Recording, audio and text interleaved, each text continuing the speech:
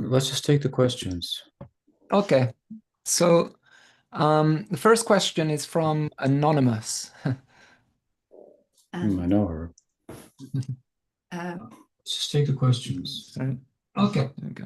Okay, so Hare Krishna Maharaj. In my interactions with some Gaudiya Vaishnavas, the idea was shared with me that simple work in the countryside is not considered Brahminical work for a devotee. I have also been told that people living in underdeveloped Western countries, due to not having their material situations resolved, will face difficulties in deepening their bhakti and spiritual practices. Do you think there is anything essential in these ideas? As someone working in the countryside and living in a developing country, these ideas somewhat affect my enthusiasm. Well, I appreciate the question. My first thought in responding to it is that that bhakti is not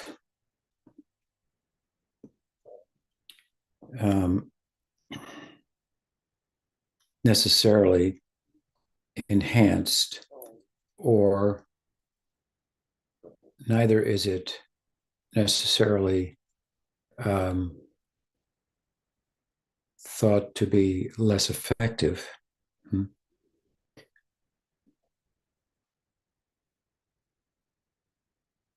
If someone is of a Brahminical temperament. So there are many examples of persons who are not of Brahminical temperament in a Varnashram society, or were not members of the Brahminical order, who became great devotees. Prabhupada, my Guru Maharaj, was not born as a Brahmin, neither Bhaktisiddhanta Saraswati Thakur, neither Bhaktivinoda, neither Gore Das Babaji, neither Narottam Das Thakur, and so on and so on. The list is quite long. As much as we might identify Brahminical life with sattva guna, that may be, and sattva guna being more conducive for spiritual life than rajaguna and tamaguna, that's somewhat of a different idea. Because according to the Varnashram system, which of course is not in place right now, but given that the term Brahminical has been brought up,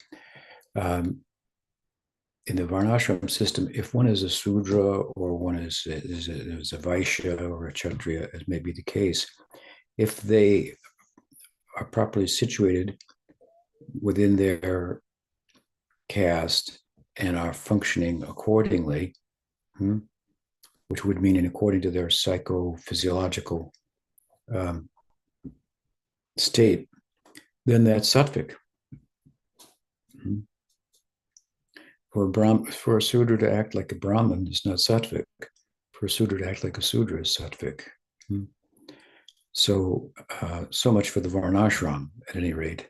But largely, of course, it does seek to bring about some material sense of balance, balancing people's occupation and with their psychology and physiology and so forth. So there's something to be said to, in a basic sense, to be psychologically balanced and be in a better position to proceed with that kind of horizontal development in place, to be able to proceed vertically. As much as one is out of balance, materially speaking, then they may be more, by necessity of that, preoccupied with that imbalance and not able to focus as well spiritually as they could if that was in place, in balance. That doesn't mean that spiritual life is dependent upon psychological balance, which is a relative term, but it's a good idea. and then again, if we were to look at psychological balance as being important or useful for spiritual progress, then one who was well psychologically balanced would be very enthusiastic for the spiritual principles and vertical growth, and not misconstrue psychological balance as an anga, for example, of bhakti, which some people do, unfortunately. And in the name of psychological balance, they get out of balance, spiritually speaking. So that's, another thing. But I'm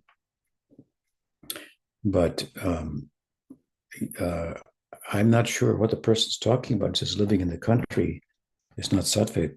Sattvic is thought to be living in the country is thought to be sattvic, close to nature, and so forth. This is where the rishis would live, sages and so forth. It said to live in a temple is transcendental. To live in the forest is sattvic. To live in the city is rajasic, and I guess to live in the slums or whatever would be tamasic. So that said, of course, Prabhupada also encourages disciples to live more in an agrarian-based lifestyle. He saw many problems with industrialization without denying the pluses that have come from them that we can take advantage of. But his adage of simple living and high thinking speaks to the value of living a more agrarian-based life. Of course, it's not that simple to live an agrarian-based life in modern society, especially if we've grown up otherwise. But overall, I can't, for the life of me, understand how one could think that living in the country was somehow an impediment to making spiritual progress. That makes absolutely no sense to me. As far as Western society,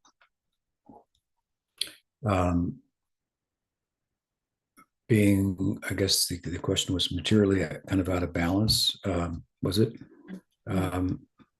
Want to read that to me again?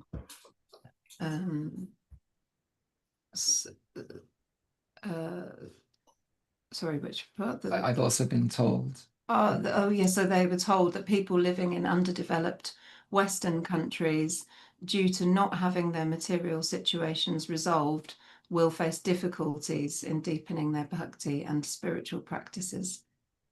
Undeveloped Western countries. Yeah. Most Western countries are developed, but anyway, undeveloped.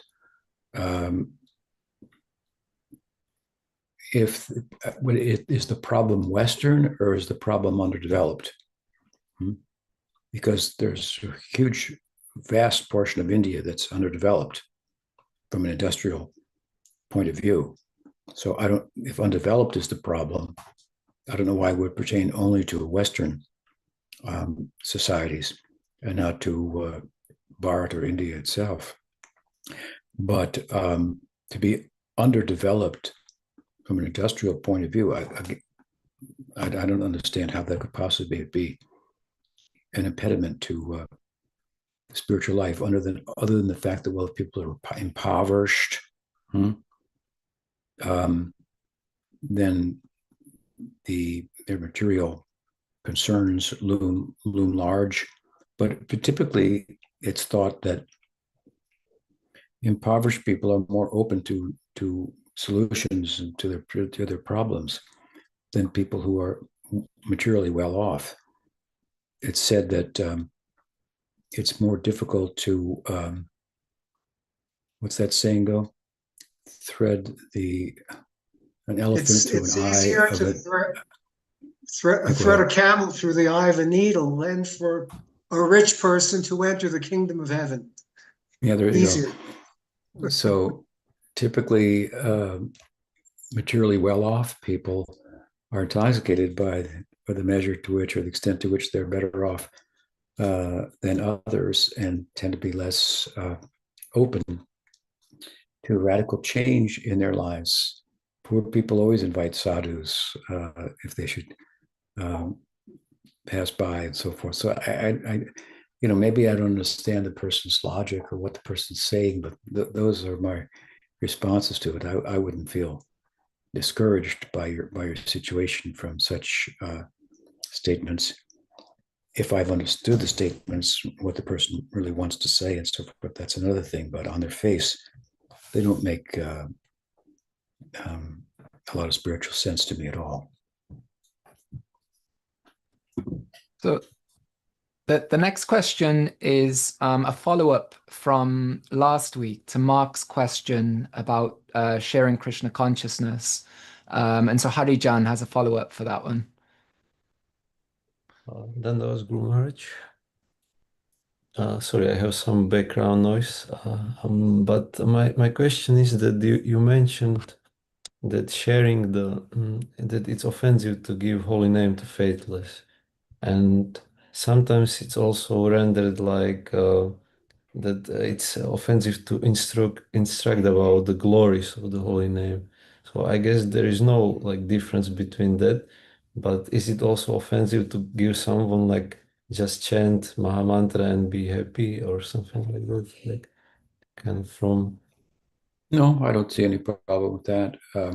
I think the offense is to when you see that people are unfavorable and inimical and so forth, then you should, as it's mentioned in the Bhagavatam, we're talking about someone who's doing some outreach, right? And there are 4 characteristics of that, which indicate that the person who's doing outreach is involved in a positive sense in discriminating who to associate with and how, with peers he or she associates with in a particular way, with seniors in another way, with those who are less advanced in still another way, and with those who are envious, he avoids.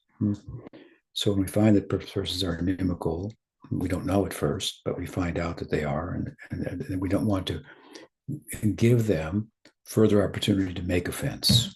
So we may back off, something like that. But to tell people to chant and be happy, well, what is the problem with that? What else? Another question? The next does that question. answer? Yeah, okay. Yeah. Hope that answers the question. The next question is from Braj Sundari. And she says that you have said many times about Krishna's pastimes being human-like. But in an article on Gundicha Marjanam that I've read recently, you say how Krishna is simultaneously fully human and fully God. I'm wondering if in the latter statement, do you mean Krishna's emotional life, or is there some other explanation to this? Thank you. I really don't think I quite understand the question, but when we say that Krishna is human-like, I often emphasize that the like is as important as the human. Like means that he's not human. Human-like means that he experiences the whole range of human emotions, and experiences himself as the son of Yashoda, and is afraid of her when she's chasing him for the wrongs that he's done by stealing butter and giving it to the monkeys, breaking the butter pot, and so on and so forth. He's not, in other words, outside of that and playing a role and knowing this is not really me, it's just a role I'm playing. He's fully immersed in the role. He really is the son of Yashoda, primarily, and secondarily, he is the Supreme Personality of Godhead. That is what we mean. Of course, you have to understand, to be the son of Yashoda, you have to understand who Yashoda is. Then you understand, well, that's pretty divine. That's extraordinary, right? What is the power of her love? What corresponds with the power of her divine love? That's what makes Krishna, the son of Yashodanandan, more supreme in his Madhurya and his sweetness than the tattva perspective that he's the Supreme Personality of Godhead. There's overtly more Aishvarya. There's a hidden Aishvarya within the Madhurya. Yashoda is controlling the whole the being who controls everything. So, Shodamai ki jai, Shodanandan ki jai. What else? The next question is from Salish. And Salish says, Hare Krishna, Gurudev, Pranam. I would like to ask if you could kindly talk a little about the deity of Gaura Gadadhar, established by Bhaktivinoda Thakura in Godrum, its history, conception in Bhaktivinoda Thakura's Parivar, and the eligibility of a sadhaka to pursue the worship of Gaura Gadadhar. Secondly, how is the conception different from Gore Nityananda? Thank you so much. Hare Krishna. Gore Nityananda and Gaura Gadadhar are different in a couple of respects. Gore Nityananda are very much deities that represent an extraordinary dispensation. So there's an external side, if you will, to the two of them in that form. Their grace, their mercy, their kindness. Chaitanya Mahaprabhu was often depicted as one hand up, gone, lost in Mahabhav, and the other hand out, reaching to the people, and Nityananda with two hands out. So he's the other self, Nitananda, of Chaitanya Mahaprabhu, who picks up where his attempt to share his ecstasy and his love with everyone is limited by the very vehicle that he adopted to do so, which is the sannyas ashram, which facilitated to some extent, but in some respects, limited his ability because he couldn't go as a sannyasi to brothels and so forth without becoming suspect, and then spoiling, casting aspersions or doubts on his renunciation. So it was through Nitananda Prabhu that he did that, for example. So this is one feature of Gaura Nityananda that is particular to them. Also, of course, as Narottam Thakur sings, Brajendanandana Jay Shachi Shuta Hoilo She Balaram Hoilo Nitai. So Gaura Nityananda are Krishna and Balaram, respectively. And so they have a particular relationship with one another, the two brothers, if you will. So we're moving from externally more towards internal life. Typically, again, this deity is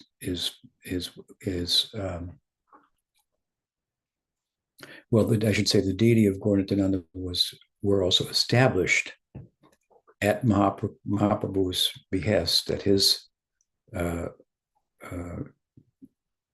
request or at his order, by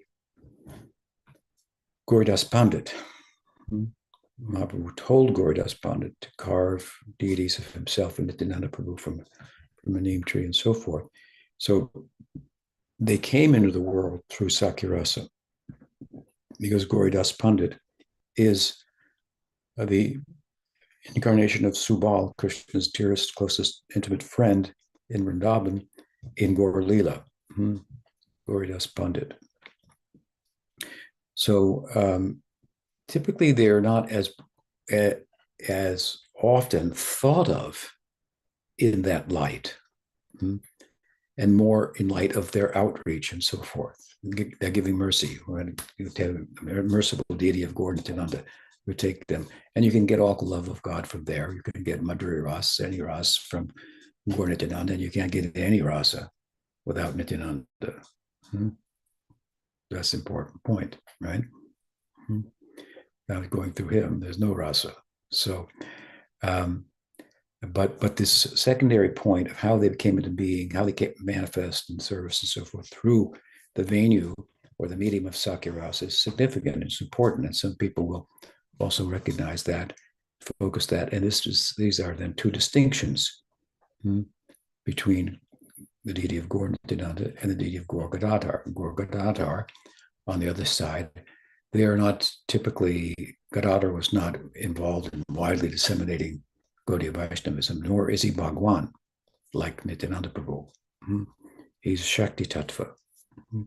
And he's thought to be the manifestation of Radha within Gore Lila. So they're a very different configuration of deities. They don't have that. They are not typically worshipped with this view of, oh, give me the mercy. They're so magnanimous, generous. So not that they aren't, but they're not looked at that in that way, as I said earlier, Gore and Nitananda are, for good reason.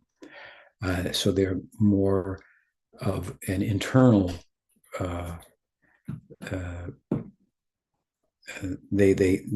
should say they serve more of an internal purpose, while Gore and Nitananda do as well, as I mentioned. That is often in the background, because at the same time that they are Krishna and Balaram, they're in Sakyaras, they manifest out of Sakyaras. They're at the same time, Nitananda Prabhu in particular is telling people, go to focus on Chaitanya Mahaprabhu. See what is this is Krishna in Radha Bhav, and celebrating that, and so forth, in ways that Balaram can't do in Krishna Lila.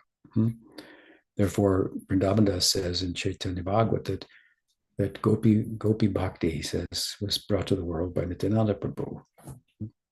Obviously, by pointing to Chaitanya Mahaprabhu, he has this, he's experiencing this, and so forth. So, Gaura Gadadhar more overtly then represents the Madhurya rasa. Chaitanya Mahaprabhu is Krishna, Gadadhar is Radha. So this is more Madhurya rasa specific configuration of deity for the purpose of worshiping in Madhurya rasa, which was the ideal of Bhaktivinoda Thakura. It's the main ideal of Gaudiya Vaishnavism in one sense. It's Chaitanya Mahaprabhu has come to in the midst of pursuing the experience of Radha Bhav. He's distributing bhakti everywhere. Doesn't mean he's giving Madhurya rasa everywhere, because what he's doing is giving bhakti according to the vasanas and the swabhav of each person. I just finished writing an article about this, citing three different commentaries over the last 500 years, emphasizing or supporting this point. Chaitanya Mahaprabhu gave bhakti according to the vasanas of the people. I mean, the vasanas correspond with the swabhav of one, ultimately. Those that take hold, those psychological predispositions through sadhana, some will take hold, because each one's of us is a different individual. So we'll respond differently to external or environmental influences. And that response, combined with the environmental influence, will form a vasana. So why one forms one vasana and one informs another vasana, despite the same environmental experience, is obviously tied to the individuality of each person, which ultimately comes to the swabhav of their atma, the atma swabhav. So Mahaprabhu gave bhakti accordingly, and for that matter, although he came to pursue and taste Radha Bhav and make it available to those who have that kind of swabhav, at the same time, Radha Krishna Parakiya Bhav does not appear in a vacuum. So it requires the Vatsalya rasa for there to be the tension, for example, that Parakiya involves, that serves as a vehicle to intensify the love. And then the assistance of Krishna from his friends to make that all possible, and so forth. So the whole, therefore, for example, Krishnadas Kaviraj Goswami says Chaitanya Mahaprabhu came to taste Radha Bhav, and he gave bhakti of the four bhavas of Braj. And of course, we see plus, because he gave Ram Bhakti to persons also, according to their swabhav, right? When the occasion arose, he describes him as he's the Yuga avatar, and he's giving the four bhavas of Braj. The Yuga avatar, the implication is plus. He's giving the four bhavas of plus. He's recruiting, in other words, this is what Krishna says in the Bhagavatam, right? Oh, what can I do? The love of the gopis exceeds my own experience in bhakti rasa. I'm indebted to them. If I live a life of Brahma, I couldn't repay them. So once in the life of Brahma, let me try to repay them by recruiting from the world others to help grow this Madhurya rasa. And so in order to do that, he has to recruit from all quarters, Dasya, Sakya, Vatsalya, Madhurya. And so,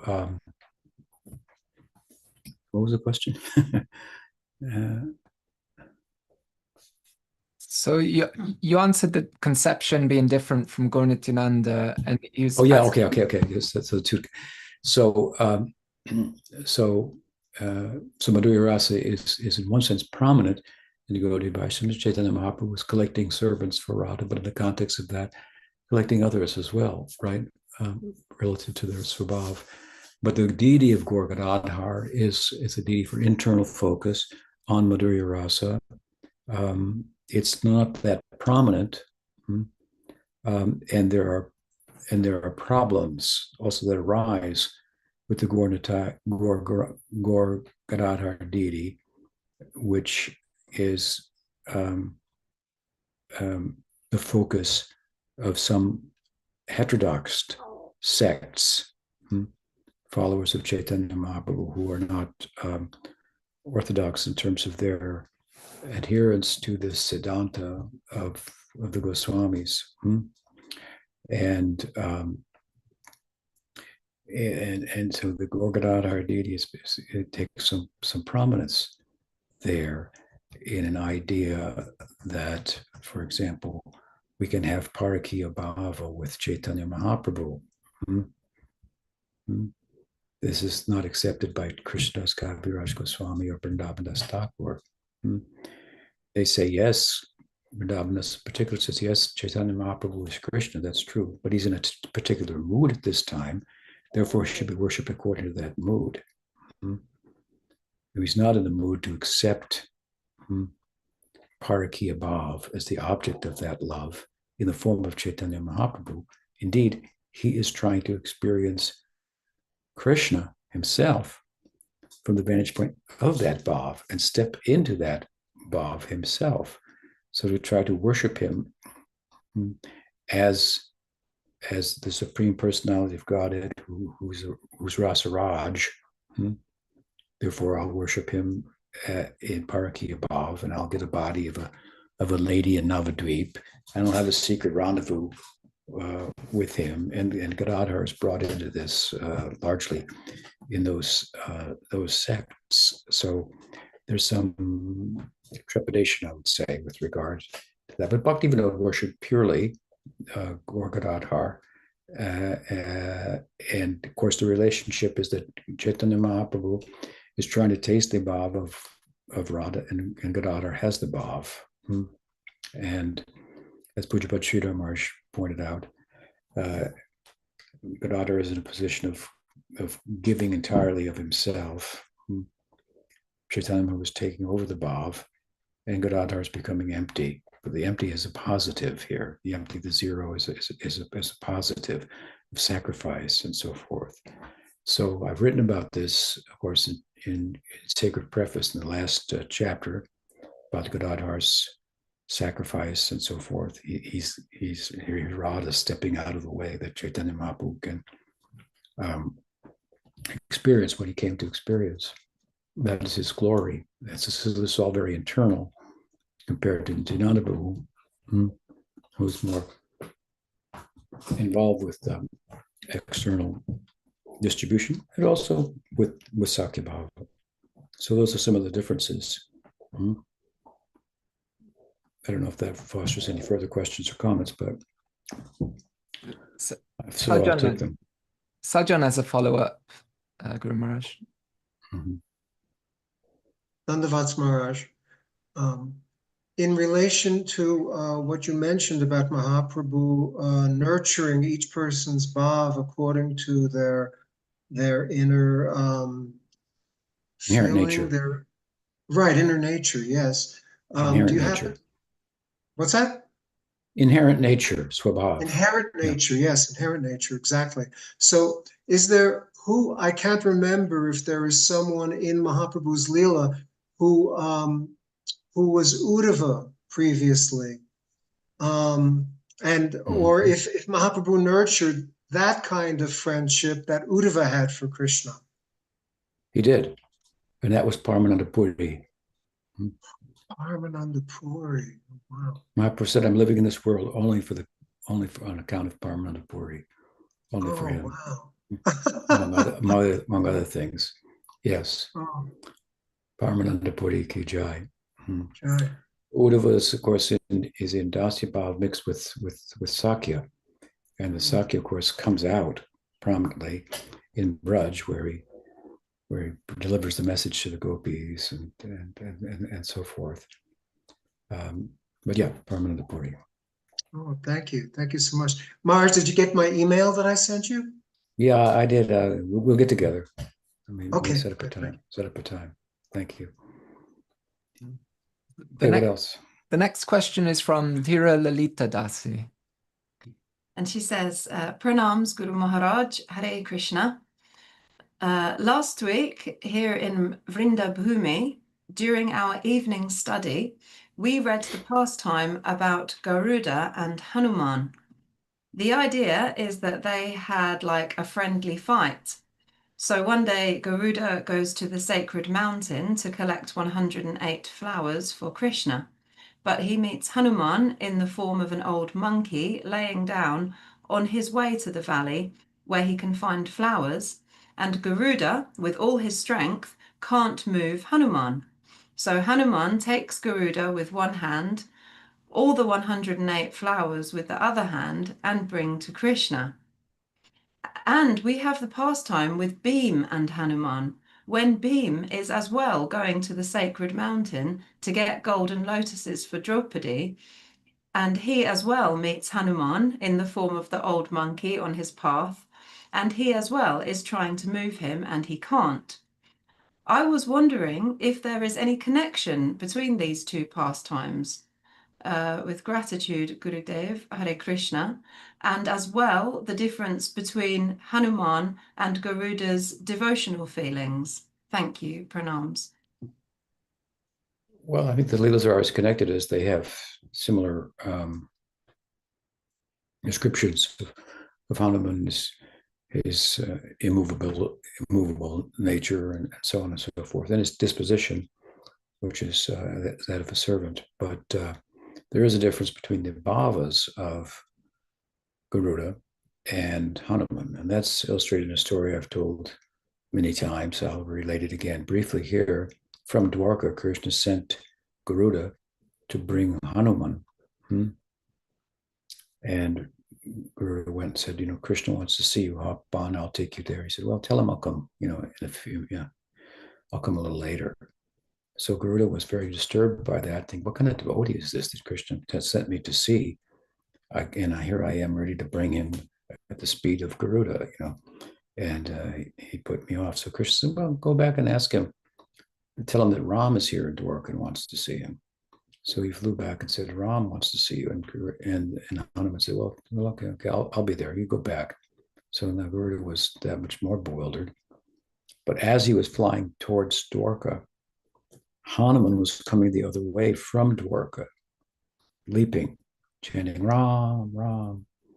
So in other words, he thought, I'm not taking the slow train to Ram of Garuda. I'm going to go the most expedient way. I'm going to just leap there. Before Garuda could even get to Dwarka, Ram had gone there, had the darshan of Krishna, of Hanuman, Hanuman had gone there, had the darshan of Ram, and was on his way back. So the story illustrates the difference between the two bhavas, Krishna bhav in this case, and Rambhav, and how, of course, how Hanuman is celebrated for the latter, and a great example of Dasya Bhakti. Hope that helps. The next question is from Karuna. And sorry, I don't know if Karuna's male or female, but they say, Hare Krishna. This is so this was sent last week. This was their first time meeting you. I read that you met Bhakti Rakshak Sridhar Maharaj. Could you please tell us about your relationship with him? Well, yes, I met him, of course. He's my Siksha Guru. And around about 1985, I left ISKCON to come under his guidance. And I believe left the world maybe, 1988, something like that. So for 3 years, I had the opportunity to visit with him. Typically, I would go during Kartik or Gore Purnim, spend time in Navadvip with Guru Maharaj. I asked him for service, and he told me that you know everything, he said. Swami Maharaj told you everything, which is how he would refer to Prabhupada by his Prabhupada sannyas name. And so therefore go and start a mission, and then I will be in the background to help as much as necessary. So that's how I started my mission, if you will. And what can I say? I guess I would say that I merely met Srila Maharaj in a sense through his book Sri Gaura's Grace, which is given to me by a good old friend of mine named Markandeya Das, who was a book distributor, and we were close. He was kind of an understudy of mine, and he had read the book. He and a fellow was named Alwarnath at the time, who later became, now he's known as Sajjan. He's here on the call, and they were very much enthused by it. And Markandeya gave me the book and said, Maharaj, can you read this book and tell us what's wrong with it? And because he thought, but he thought, well, when Tripurari Maharaj reads this, then he'll be converted for sure. So I took the book and I thought, well, what is this? These guys, they left a couple of years ago. They wrote, now they're publishing books, so that's interesting, because we were told that they were all, deviants and so forth. But of course, I read the book, and about halfway through, I began to weep, literally weep, and I realized, oh, my guru is speaking to me here. Like Prabhupada used to say, 2 leaves in 2 different places, they have the same taste. They must have come from the same tree. So I could understand that Prabhupada, this was really succeeded in substance by Pujapad Sridhar Maharaj. So I went to Navadvip and so forth. And so, for 3 years, I had the opportunity to meet with him and distribute his books, make disciples at his request for myself and some whose faith I couldn't entirely capture, bring them to him, which was what we were doing in those days. Subsequently, Govinda Maharaj was appointed as his successor, and Sridhar Maharaj and others who are doing independently. He described what our relationship should be with the moth and so forth. It was all very nice. So that's basically how I came in touch with Sridhar Maharaj. So I didn't just meet him. He's my guru, one of my gurus. I would say that I never met anyone who had as much love and love that was based on deep, deep understanding and realization of my Guru Maharaj Prabhupada. Anyone more than Sridhar Maharaj. It was the combination from Prabhupada and Sridhar Maharaj is absolutely divine. You couldn't get, as a disciple of Prabhupada, you could not get a better Siksha Guru in the absence of Prabhupada than Pujapad Sridhar Maharaj. yeah, the way in which he would speak about affectionately and with deep realization about Prabhupada, his mission, and so forth. And then, of course, about the philosophy. And Prabhupada told us the very first thing we ever heard about Sridhar Maharaj was when Nitananda Maharaj was in India. He was feeling spiritually weak and asked Prabhupada if there's anyone he could um, seek guidance from or shelter from in the form of a Siksha Guru. And Prabhupada said, yes, my God, whether B.R. Sridhar Maharaj was Navadweep, would speak of how you could benefit from him. I consider him my Siksha Guru. So Prabhupada had a particular relationship with Sridhar Maharaj, in which Sridhar Maharaj was the senior, and Sridhar Maharaj had very much personal association with Bhaktisiddhanta Saraswati Thakur, which Prabhupada did not. Prabhupada having been a householder.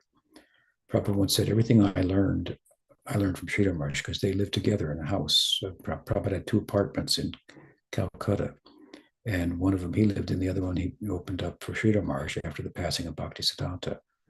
Prabhupada wanted to start a mission with Sridhar Maharaj at the head and so forth. But Prabhupada had his own destiny at the same time. And that came out. And Pujapat Sridhar Maharaj was so much appreciative of it. And even other God brothers sometimes were critical of Prabhupada. Sridhar Maharaj would not hear that. Once some of them came to him and said, what is this? This Swami Maharaj is calling us all bell ringers. Prabhupada was preaching all over the world. And of course, the history is that Prabhupada tried to encourage his God brothers to come and join him in the system. It's happening. What Bhaktisiddhanta wanted to do, it's somehow happening now, many years later, after his passing. Come and participate. And he didn't get the response that he innocently, expected or anticipated. And in some cases, he got, kind of an inimical response and even obstruction, trying to,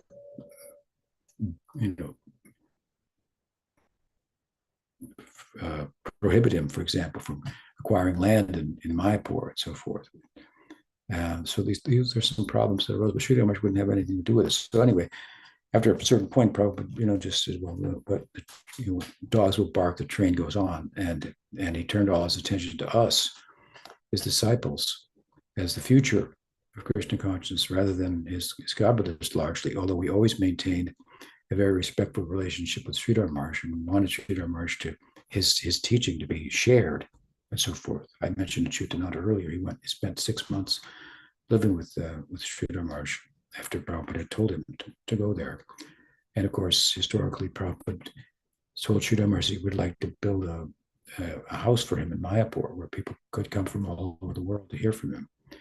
Sridhar Maharaj, of course, responded to these things with kind of disbelief. He thought the Prabhupada was younger than him.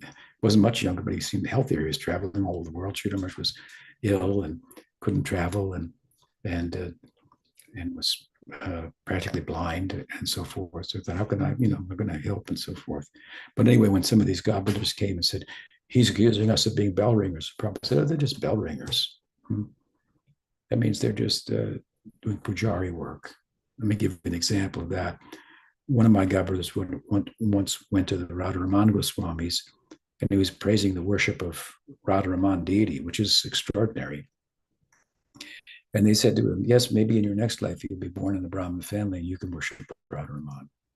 So he told that to Prabhupada, and Prabhupada said, go back and tell them, yes, and maybe in your next life, you could be born in another body and preach all over the world, Krishna consciousness, the glories of Radharaman. That was Prabhupada. So anyway, in one kind of similar response to whatever, some lack of appreciation for his disciples or for what he was doing and so forth, some subtle criticism of the Prabhupada said, they were all bell ringers. So a group of them came to Sridhar Maharaj and said, Swami Maharaj is calling us bell ringers. And Sridhar Maharaj said, if you can be a bell ringer in his mission, that is a big thing. You should know that.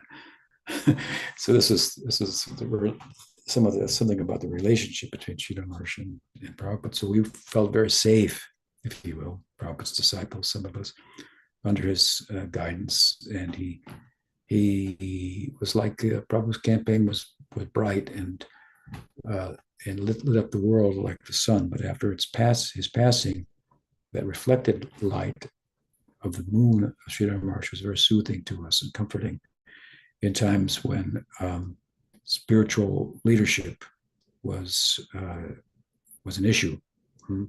It was never an issue with Prabhupada, but in his passing, those who tried to step into his shoes became an issue for us. And Srila Maharaj, without trying, just surfaced like the moon rising after the sunset on its own, something like without trying to bring any attention to himself. In fact, with trying to push attention away from himself. I once told him, "You are like Srivas Thakur." Srivas Thakur told Chaitanya Mahaprabhu, "You're like Chaitanya Mahaprabhu." Came out on the porch after returning to Navadvip for a short period. The crowds and crowds of people came and said, "Jai Sachinandan, Jai Sachinandan." Srivas Thakur, and then he said, "What is this? Why are they saying my name?" Covered his ears. And Srivas Thakur said, "It is like the sun after arising, trying to cover himself. It's not possible. Go back out there." I told you, you're like moving backstage, always pushing backstage, but now you're coming out with your back the other way, and you're turn around. Everybody's here to take advantage of you. But he was very much introverted in compared to Prabhupada, backward pushing, overtly humble, but deeply, deeply learned and realized. So we were fortunate to have his good company and his blessings in my life, and I pass those on through our lineage. Bhakti Rakshak Sri Radeva Swami Maharaj ki jai. A.C. Bhaktivedanta Swami Prabhupada ki jai. Okay. Thank you for the question. Karuna gave us a merciful question. Jai. So the next question's from Vraj Pallavi in Poland. And she says, Radhe, some time ago during meditation, I reflected on Krishna's navel and began to wonder, do the residents of Goloka have navels, considering they are eternal beings who are not born in the usual way? Within Krishna's earthly pastimes, this detail feels understandable to my mind, but what would be the purpose of navels in Goloka? I find it fascinating that they appear human-like, yet are entirely transcendental. Could you kindly share your perspective on this? Thank you. Well, in order for them to appear fully human, they have to have navels. Otherwise, you would think they weren't human. So it's, of course, as you mentioned, the Prakat Lila is even more human-like. It's like the human-like Lila on location within humanity. So there's some added advantages to that, and there's some points that have been raised in this regard in relation to Krishna's birth in Vrindavan compared to his birth in Mathura. And the umbilical cord is mentioned, it's being cut, so on and so forth. But the Prakat Lila, that you say it's more understandable that there would be navels, if you will, is a manifestation of the Aprakat Lila. So whatever is in the Prakat Lila, in some form, is already there in the Aprakat Lila. The one comes out of the other. And for that matter, Vishnu has a navel. So, and he's not human-like. So navels seem to be popular in the spiritual world.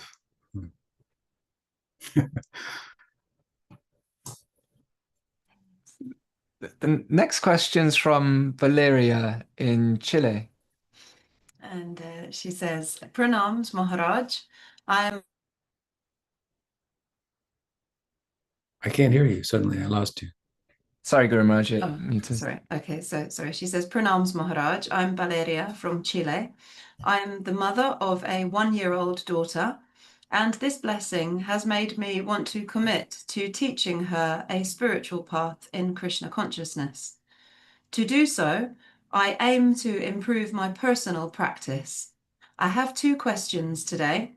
What is the state of consciousness I need to reach to know I'm really practicing bhakti yoga? And what book should I read to begin my studies in bhakti? It's been hard for me to organize this. Sometimes I read when I can, but I don't feel like I'm making progress. Thank you very much. I appreciate the question. And I think that the best thing that you can do, or anyone can do as a parent, with regard to the desire to see the children flourish spiritually and in Krishna consciousness, is to set an example, because example speaks much louder than precept. If your example is very strong, then it will be attractive, even if for a certain period, for example, during the child's adolescence, it becomes unattractive because now they've started to blossom and they're attracted to the worldly, the call of the world, and so on and so forth. And the parents start to look like old-fashioned and so on and so forth. But the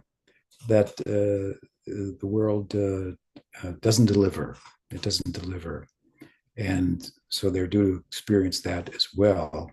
And then, if the example of the parents, which doesn't condemn them for their distractions and so forth, understands them themselves, having been distracted in their own lives, even after beginning their practice, would speak of before their practice, what their lives were like, and how they still came to Krishna consciousness due to the, in part to the kicking of Maya, or the negative impetus from material life. All that glitters is not gold. And you come to realize that. So if the example, again, as I say, of the parents is one of good Krishna consciousness, then that will serve probably as the best teaching. So it's important, and appreciate that that's what you want to do. As far as how to do that, and how to know that you're on the path, it doesn't matter where you are on the path. You can be on the path at different stages. In the beginning stage is that we have initial faith. That's derived from association, and so then we want to grow that faith by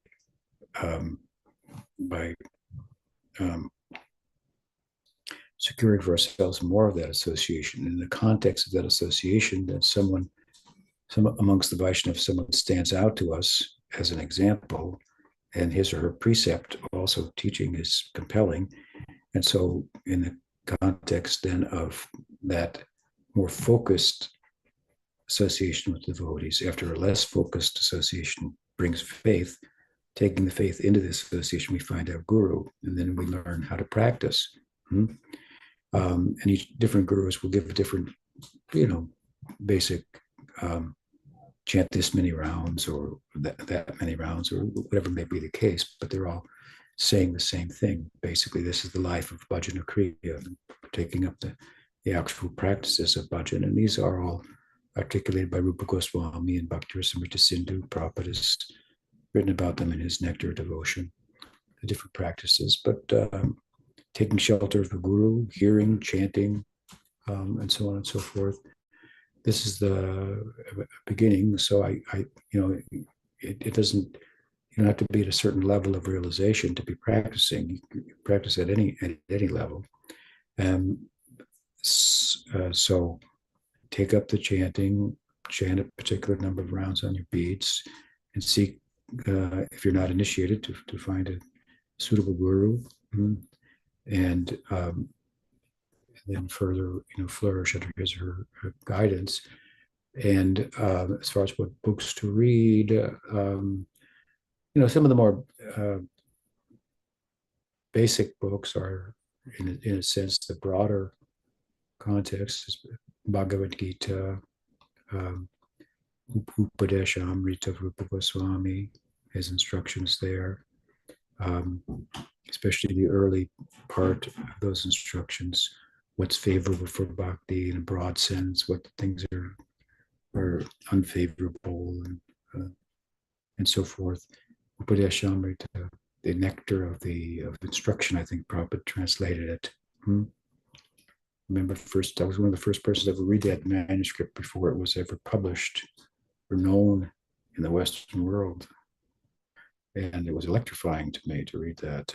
So Upadesha Amrita, of course, it goes further and it gets deeper and deeper. But the beginning instructions also have been highlighted by Bhaktivinoda Thakura in the book that he named Bhakti Alok. He goes into those in greater depth, the first maybe 4 or so verses of Upadesha Amrita. So that's a nice book. And aside from that, of course, I've written a number of books, and amongst them, Shikshastakam is a book. My commentary on Chaitanya Mahaprabhu's Shikshastakam speaks about how the verses of Shikshastakam, as understood by Bhaktivinoda, correspond with different stages of practice. So that would be also a good book to read. That's what I would suggest to start with. I also wrote an introductory book that is also available in Spanish. Seeing that you're coming from speaking from Latin America, it might be useful. It's called, in English anyway, it's called The Joy of Self. So that's a nice book also.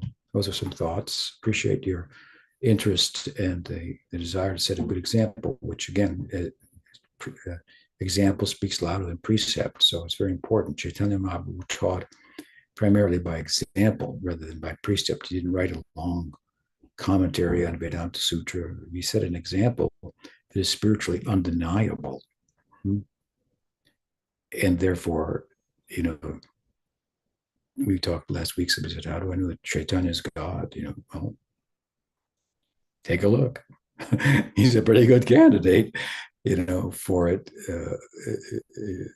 If you want to, examine carefully, then you're going to start to find support from the scripture that must be there because he is so overtly divine, if you will. He's giving Krishna prema. Braha can't give Krishna prema. Other avatars, but Krishna can. And here he's giving, so he must be, anyway, he must be Krishna. So, so he taught by his example.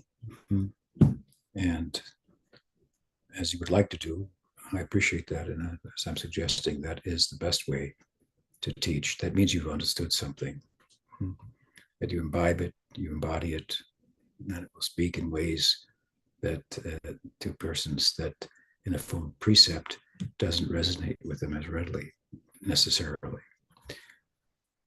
All right, what else? The next question is from Nam Bhajan in Colombia. He says, Dear Guru Maharaj, what is your opinion on the worship of Shalogram Shila? Thank you. My opinion is that the devotee should worship Govardhan Shila instead of Shalogram Shila. And that was the advice I received from Pujapat Sridhar Maharaj as well. I was not worshiping Shalogram Shila, but someone had given me a Shalogram and a Dwarka Shila, and I couldn't get around, avoid accepting them. So I presented to Srila Maharaj, and he kindly relieved me of that burden and told me you should just worship Govardhan. So I don't recommend the worship of Shalogram, but of course, if Shalogram has been given to us, then Shalogram is a deity that will respond to how we worship. So if we worship Shalogram as Gopal Krishna, he'll show himself as Gopal Krishna. That's true. But Govardhan is directly Gopal Krishna. He won't show himself as other forms, other forms of the Godhead. So I recommend worship of Govardhan Shila, and that's very central, of course, to our lineage. Shri Giriraj Govardhan Maharaj Vijay. You'd like to take one more question, Guru Maharaj, on 29. Okay. So it's from Nitananda in Poland. He sent this question. Pranams, dear Guru Maharaj.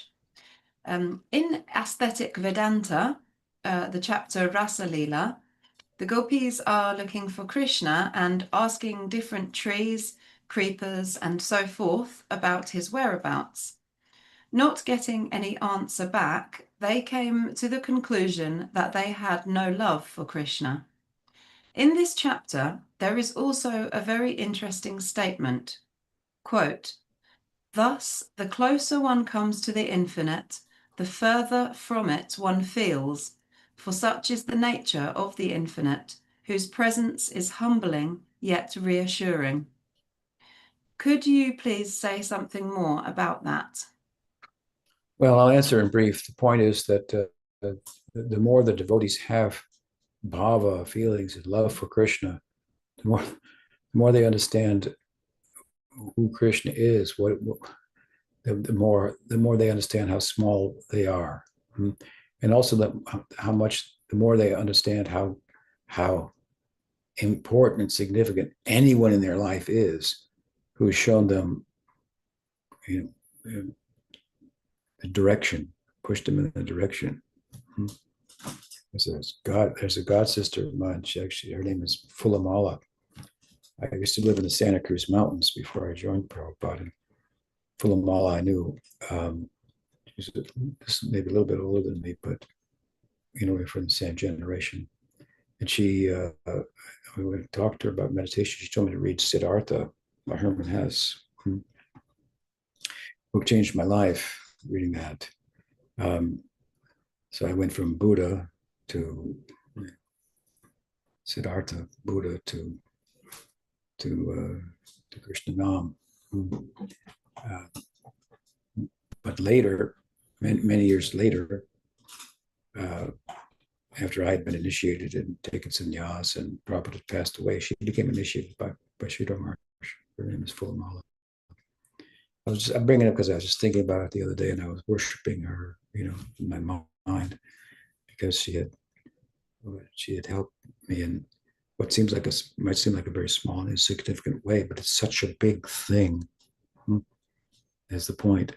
It's such a big thing that one feels like any little help it becomes worshipable, even if in a negative way someone helps me by setting a bad example.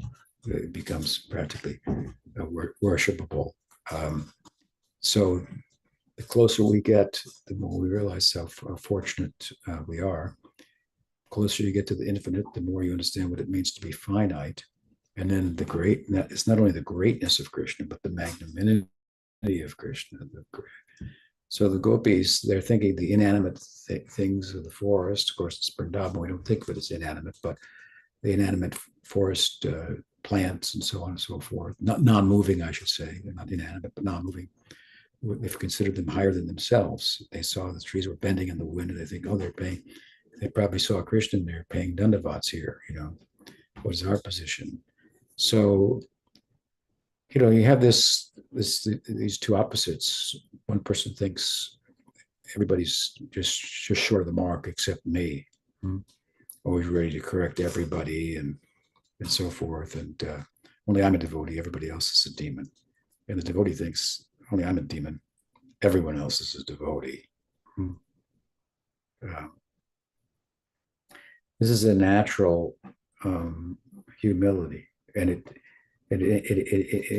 much as it's actually present, it's indicative of closeness to Krishna. That's who Krishna is. So these are some thoughts on that. Won't go on longer because we've run out of time, but I appreciate all of your questions today and look forward to addressing more next week. Gore Bhaktivinoda ki jai. Jai. Haribol. Srila Guru Maharaj ki jai. So thank you everybody. So everyone who's sent a question, you'll be first next week, as you know.